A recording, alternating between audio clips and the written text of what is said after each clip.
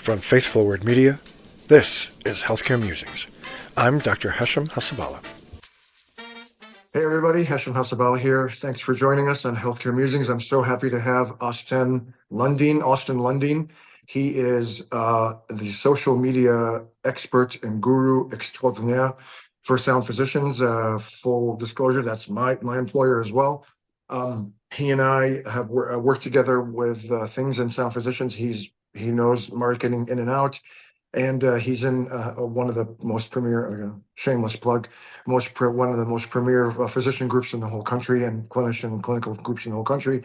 And so I wanted to have him as a great mind in medicine to teach me and other physicians, clinicians, nurses, APPs on how best to use social media. I think it's very important. I think this current election taught that social media is really important, and I think that the traditional media landscape is changing. And I think we as clinicians and physicians, especially physicians and APPs, should be thought leaders in the history of in the realm of healthcare. And it's best to have someone who knows what he's doing to teach me, and I'm going to be learning just as much as teaching about how best to leverage social media. So Austan, so happy to have you. It's great to see you. Thanks for joining us in Healthcare Musings. Yeah, well, thanks for having me. It's an honor, and I'm excited to, walk along this path with you on the digital world as well as whoever's listening. It's crazy times, as you can attest, and the digital world is always changing, sometimes more than I would like it to be, but it keeps me on my toes, and I'm excited to have this conversation. Thank you. So why don't we start there? What do you mean by the digital world is changing? How can help me in the audience understand? Yeah, the biggest thing is algorithms, and the bigger thing is artificial intelligence. I mean, you have Chat GPT, Gemini, Apple Intelligence now with the new iPhones coming out. Everything is changing, and I mean, 5 years ago, not even 2 years ago, you would have to write everything just, coming out of your head. You had no assistance whatsoever besides maybe some colleagues or peers. But now you have Chat GPT where you can go in, teach it the different prompts, and then write something, go in and say, I'm struggling with this part. What do you recommend? And then the AI takes over and fills in that content. And it's kind of, I use my wonderful grandma as an example, where back in the 90s, before the internet exploded, it was either you can jump on the bandwagon and go with a lot of other people and understanding the internet, getting laptops, whatever it may be, or you can sit back and just watch everyone get ahead of you, and then you're going to fall back. I don't think my grandma's ever used a laptop in her life. Really? And love her to death, but it's kind of right now with AI. Either you can be with the times, learn from it, grow with it, or sit back and watch everyone do their thing. And it's important as healthcare professionals to stay on top of that. And I know, in your neck of the woods, you're always learning and doing research and whatnot. Well, yeah, I'm resisting letting AI write for me. I'm a writer way back, right? And it asks me to do it, and I refuse. I want to. In fact, yeah, that's why I keep up my LinkedIn newsletter. I was noticing that every time I have an audio podcast or a video podcast, I'm not writing, and writing is a skill, right? And if you don't keep it up, you're gonna lose it. So we'll just go into it. So I was mainly on LinkedIn because it's like the professional Facebook. I used to be on Facebook. I'm not on Facebook anymore. Recently, I've actually gone back and I'm sorry, of course, today, the day that we record is the day that our landscapers come and show up. And so if you hear it in the background, I'm sorry. But I think I started getting back on X. I think there's a lot of people are still on X. They interact on X. I've kind of gone away from X, but now I'm back on X, and I actually just got my blue check mark on X, so I can just yay, yeah. So now I can kind of post my podcast episodes, and then maybe talk about articles or things. So if you've never gotten into social media, if you've never got a LinkedIn, or you've never been active, what pieces of advice do you have for clinicians like me? Have a strategy. I mean, the biggest thing is when you're so new to the game, and let's say you're a medical expert, you're wanting to jump into LinkedIn. That's great. That's what we want. However, once you jump into LinkedIn and there is no strategy, you don't have content built out, you don't have groups that you're a part of. Well, what's going to happen is you're going to have maybe a month, 2 months of great, rich content, but then it's going to drop. And all of a sudden, you're going to see your follower count drop. You're going to see your engagement drop. And, you had made a point about LinkedIn and getting back to X. And I think to start the podcast, you had mentioned how, all getting online is so important. And for now, I mean, podcasts are taking over, digital marketing, social media is taking over. And if you don't have a presence, if you don't have a strategy, again, you're going to fall behind. And a lot of the times there's stats that come out and show people aren't necessarily, like, the viewership is dropping on CNN, MSNBC, Fox News, but the viewership and usership is going up on X, Facebook, Instagram, LinkedIn. And, like I said, not to sound like a broken record, but if you don't have a strategy going in, you're not going to find success on those platforms. So when you say strategy, do you mean like regular content on a regular basis, or figuring out what your lane is, or what is? Can you help kind of expound on that? Yeah. So for you, as an example, for the critical care world, you want to be a thought leader, right? So you're going to be posting content that's relative to your market, and the people that follow you hopefully are critical leaders or critical health leaders. And for you, you're always posting about your podcast, you're resharing stuff about sound, and people are seeing that and saying, oh, okay, so Hesham, he works in critical care. That's great. How can I learn from that? Whereas if you're posting stuff about a dog park near your house, or you're talking about the basketball game or hockey game, whatever it may be, and that's your messaging, no one's going to know who you are, and no one's going to want to reach out to you. And I understand the platforms are different because LinkedIn's business to business, so that's where you post more critical care, whereas the others you wouldn't. But it's just being mindful of that as well. Oh, that's very helpful, because I mean, there's this penchant of people just documenting every little thing of their life, taking a picture. I mean, when I'm out to dinner and I'm hungry, I want to eat. I don't take a picture of my food. I don't want to eat it. But everyone do that, and then they post it. And I've never understood that. I mean, it looks great. I mean, if the presentation is gorgeous, maybe I'll take a picture. But other than that, I want to eat it. I don't want to share to the world what I'm having for dinner. You know what I mean? Right. And that's, I wouldn't have told you this 2 weeks ago, but I read an article, and I'll try to find it for you and for the viewers of this, but there are people now that are concerned for LinkedIn, because what you're seeing is, really, yeah, you're seeing people now. I saw a couple months ago, a person I went to college with, she posted her baby shower pictures on LinkedIn. That's not how the platform should be used. Not saying like, hey, don't do that, but people in your following, they want to learn from you, they want to grow with you, they want to connect with you on a professional level. And those baby shower photos, those are going to be eaten up on Facebook and Instagram, those B2C markets. And now LinkedIn has this video option, so it's now turning into a TikTok sort of platform. It's changing, and it makes people question, what's the business platform going to be a year from now? Which is why it's smart for you that you had jumped back on X, because maybe it's X. Yeah, yeah, maybe. I mean, I have noticed, you were talking about the algorithm. I have noticed, I mean, I used to get a lot more bites and views and post impressions, and I don't now. Right. And it's interesting. So I'll post about my podcast, something about the podcast or what I'm doing, or my newsletter, but then I'll post a tribute to my daughter, which I understand, on the days, or some picture of something, and it'll just go wild. I'm like, okay, but that's not. I want my take on this article go wild. It doesn't. But if I take a picture about something and I just say, oh, look, I'm so happy to do this, then that goes crazy, Right. It's interesting how I've noticed that it's changed. Have you noticed I have. I have. And, colleagues, mentors that I've talked to, peers in the field, LinkedIn's really having a focus specifically on businesses now. Whereas if you don't have a follower count of like 15, 20, 30,000 people and up, you're going to have a hard time of getting the engagement that you maybe had a year ago.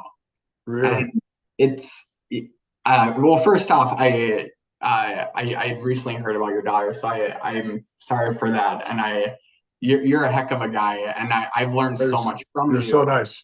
Yeah, well, The I mean check it. is coming in the mail, by the FYI.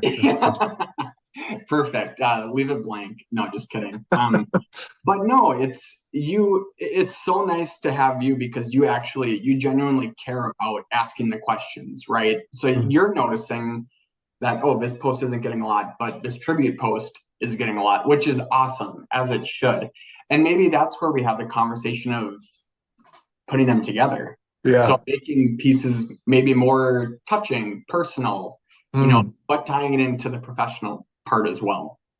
Yeah, that's a good point. That's a good point. Is there a regular cadence that you should be posting on so we'll do X and LinkedIn. So let's do LinkedIn. Is there a regular, I know you said consistency is most important. So is there a good cadence for someone to build the content to help garner continued engagement? My wife is a big time influencer on Instagram, and it is non-stop work to keep that engagement. And she's way more popular than I am. And I just watch her, and it's just, I can't. I mean, between work and kids and there's no way that I can keep up that kind of work. What's a good rule of thumb for practicing clinicians?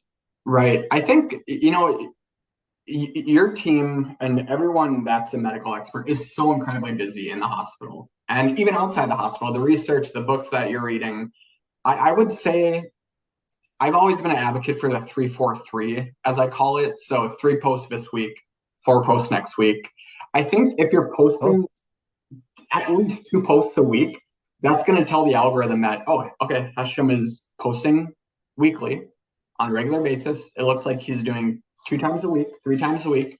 Perfect. We're going to keep this sort of content up on the feed. Whereas, like I mentioned earlier, if you don't go in with a strategy, you post 2-3 times a week for the first month and a half, and then it drops, the algorithm's going to pick it up and say, oh yeah, this isn't working. This person dropping down on the feed. So there is a method to the algorithm madness, right? So it does it pays attention to what you're doing. Absolutely. Oh, wow. Yeah. And for people who think, my God, how do you have all this time? Well, you can schedule posts. You can. So it's great. So like when I write, so I'll have a podcast idea. I'll record the podcast whenever I can. I don't waste. I mean, getting back onto X, you can get sucked into it, and I have to resist. I have to stop, right? Because I can sit and look for hours and hours, and I have to resist that. But I don't waste a lot of time on X or LinkedIn. I just check the engagement, see whatever. But then if I have downtime or somewhere where there's a lull where I can quickly record an audio podcast, I do it. Then I have it ready for that, and then I just put it up and I schedule it. The same thing, and then I write the newsletter article. If I have a little bit of downtime, I'll just write the article. I'm on the plane coming back from whatever.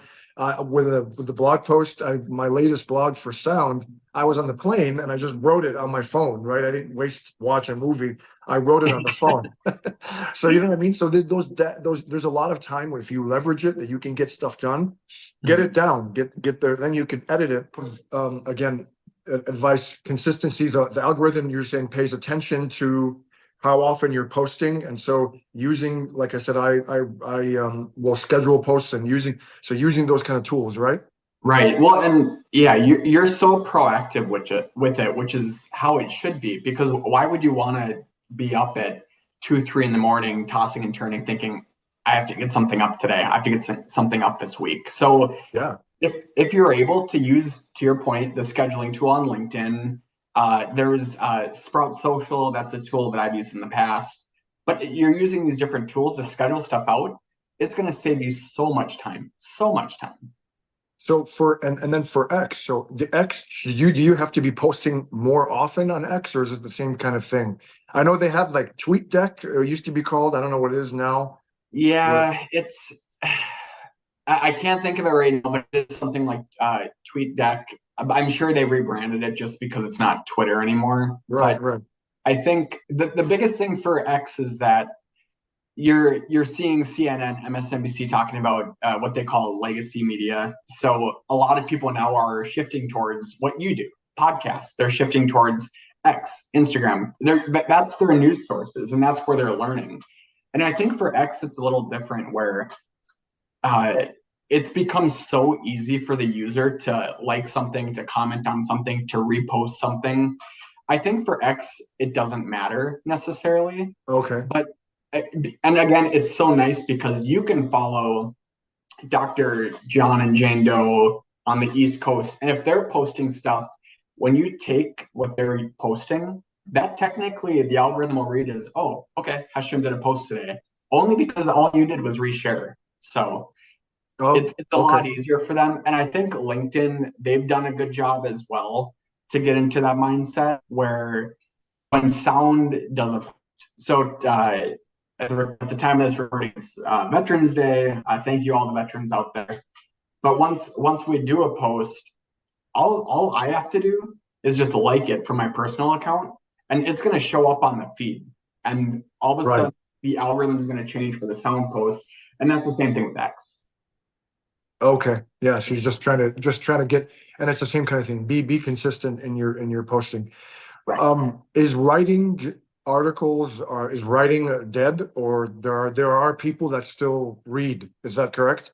Correct. And writing, I think maybe it's too early to say, but I think writing is going to hit a whole new high because now there's a term in the digital marketing world called GEO, where it's generative engine optimization. So you have your traditional SEO, and that will drive people to your website, to your blog, whatever it may be. But GEO, if you go into Google, Hesham, and you type in what is healthcare in the United States, as soon as you click search on the top, there's going to be Gemini.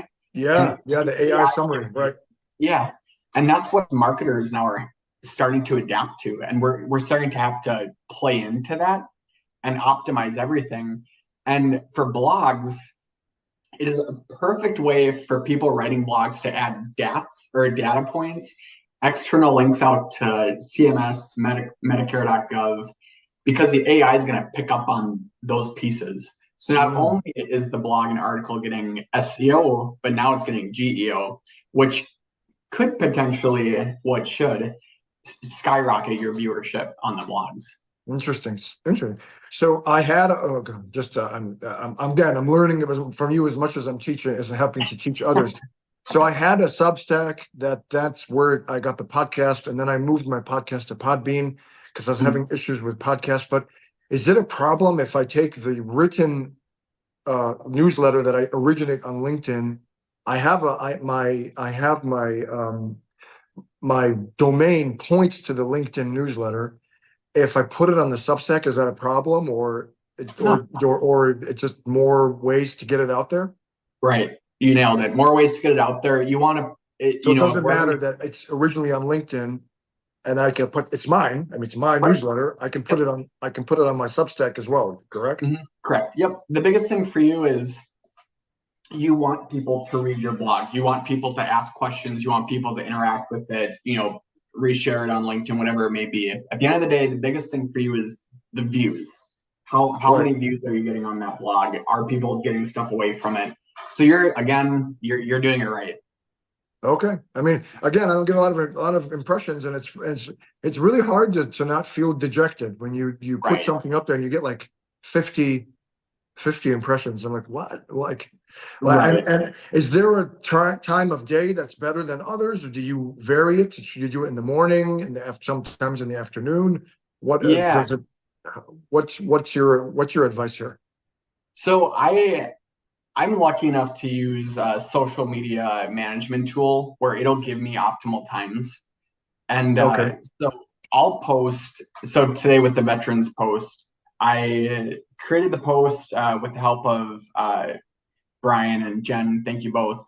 But we got the post up, and there's a section where it gives you optimal time. So on LinkedIn, it says post at 9:41 a.m. That's a 5-star rating, and then you're going to get the most engagement. Really?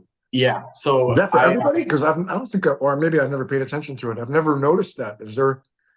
There's, I'm an advocate for Sprout Social. I've used them for many years, so that's what I'm acclimated to. I don't know if the other ones do, but Sprout Social? Sprout Social, yeah, they've been phenomenal. The optimal time is it makes my job a heck of a lot easier just because I don't really have to throw a dart with the blindfold on to see where it lands. And is that like an app or something like that, or is that Yeah, it's an app. It's if you search Sprout Social on Google, it'll be right up on top of the search. But it's a great platform. Later.com is another one. That's another social media management tool. But I mean, again, AI is like they're helping with search engines now. So even if you go onto Google and say, "Can you give me an optimal schedule for posting?" It'll most likely give you that answer, and then use it as a resource. Okay.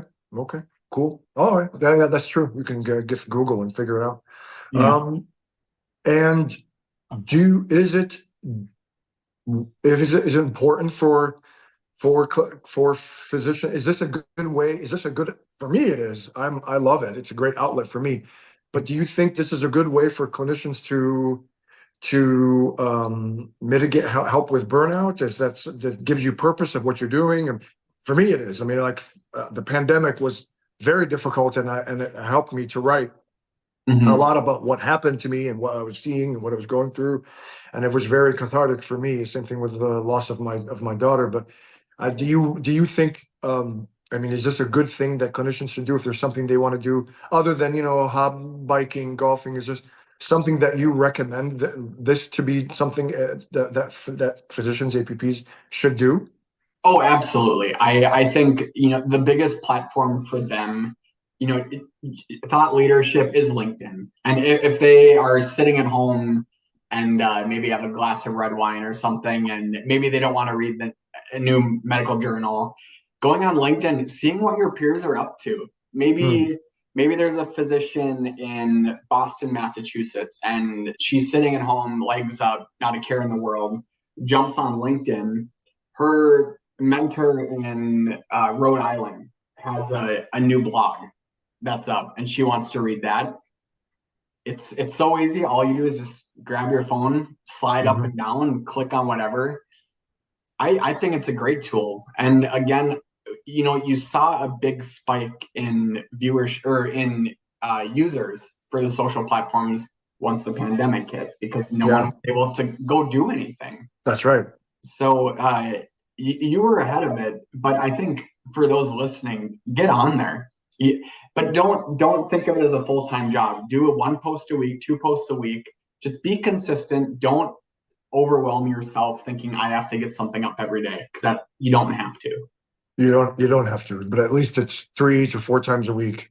Yep. It's 3, 4, 3. Okay, I'll try to remember that 3, 4. I try to do at least 3. Like on Monday, I'll post the podcast episode when it drops. Then Wednesday will be the newsletter, writing about the issue, like writing out the topic that I was talking about, and then linking to the podcast episode. And then Friday, I'll either relink to the podcast that dropped on Monday, or maybe something else, and just so that I have that consistent content. And people tell me, "Oh, you're always on my feed.